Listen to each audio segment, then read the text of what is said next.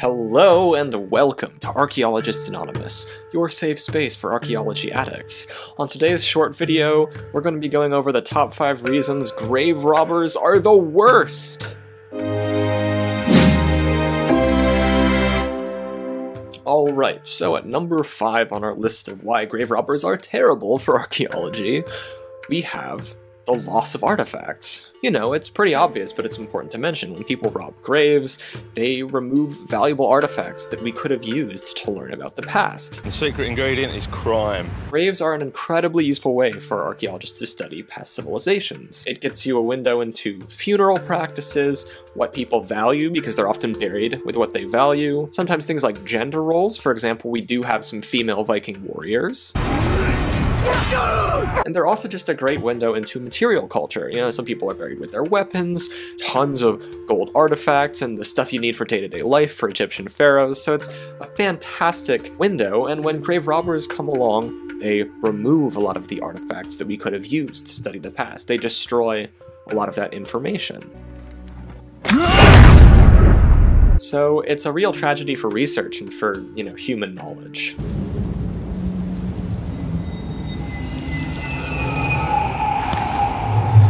Number 4 on our list of why grave robbers are the worst is the destruction of artifacts. So even if they're not lost, artifacts can be repurposed and metal artifacts can be melted down. You know, it's a lot easier in the market to sell metals when you've melted them down and reforged them into ingots, and it's also a lot less sus than rolling up to a place with a ton of artifacts.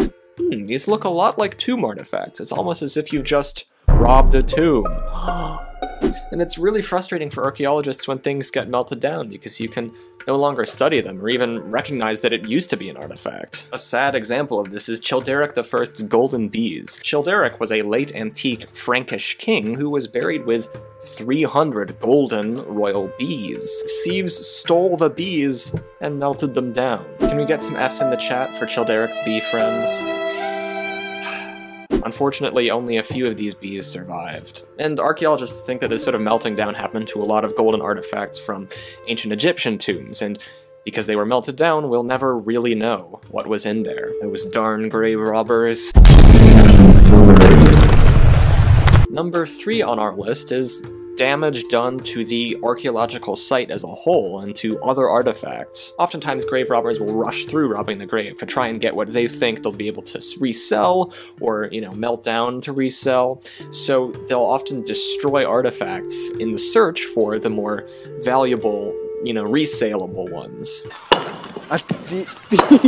And I probably don't need to tell you why destroying artifacts is bad. And, you know, to break into these tombs, a lot of grave robbers will destroy the archaeological site in general. They'll break down doors, they'll carve tunnels just right through buildings, and they'll really disrupt the archaeological site, which can make it really hard for researchers.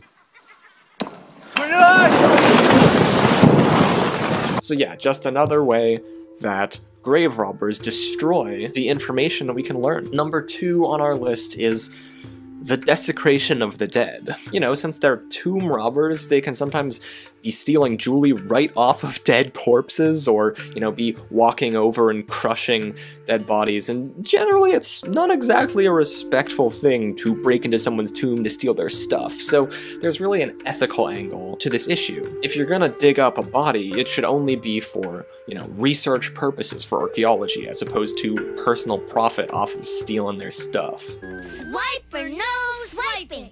Swiper no swiping! And finally, number 1.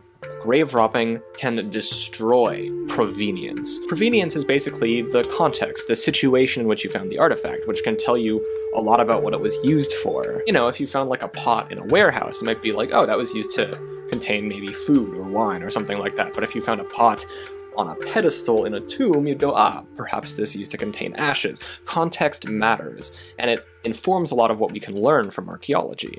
That's a surprise tool that can help us later.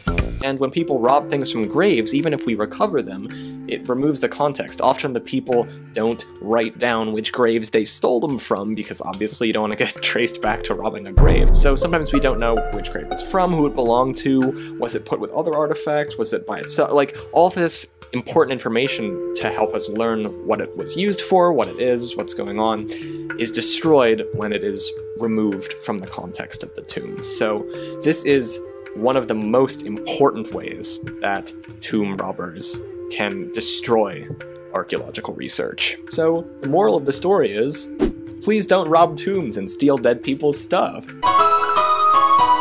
So those are our 5 reasons why grave robbers are the worst. Thank you so much for watching. I have been Sean Silvia of Archaeologists Anonymous. Don't forget to like and subscribe, and I'll see you in another video.